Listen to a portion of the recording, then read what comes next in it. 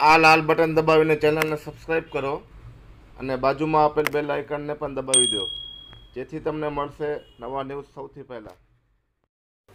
ભારતીય વાયુસેનાના 12 મિરાજ 2000 લડાકુ વિમાનોએ પીઓકેમાં આવેલ આતંકી કેમ્પો પર 1000 કિલોથી વધારે બોમ્બ ફેંકી જૈશે મોહમ્મદના અલ્ફા 3 કંટ્રોલ રૂમ સહિત અનેક ઠેકાણાઓ ધ્વસ્ત કરી નાખ્યા છે. મળતી માહિતી મુજબ આ એર સર્જિકલ સ્ટ્રાઇકમાં પીઓકેમાં રહેલા 300 જેટલા આતંકીઓ માર્યા ગયા છે. એટલું જ નહીં પણ પાકિસ્તાનના 12 સૈનિકો પણ માર્યા ગયા હોવાની માહિતી મળી રહી છે. સરહદ પર આવેલા ગામોના સ્થાનિક લોકોએ પણ જણાવ્યું હતું કે સોમવાર રાતથી જ સરહદ પર લડાકુ વિમાનોનો અવાજ આવી રહ્યો હતો. સૂત્રોએ જણાવ્યું કે ભારતીય વાયુસેનાએ 1971ના ભારત-પાકિસ્તાન યુદ્ધ બાદ પહેલીવાર સરહદ ઓળંગીને હુમલો કર્યો છે. આ હુમલો પૂરતી તૈયારી સાથે કરાયો હતો.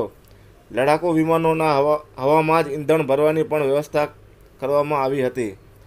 તમને યાદ કરાવું કે પુલવામા આતંકી હુમલા બાદ ભારતીય સેનાને પ્રધાનમંત્રી નરેન્દ્ર મોદીએ ખુલ્લી છૂટ આપી હતી અને કહ્યું હતું કે પાકિસ્તાનને સબક શીખવાડો. આ ખબરને વધુમાં વધુ શેર કરો.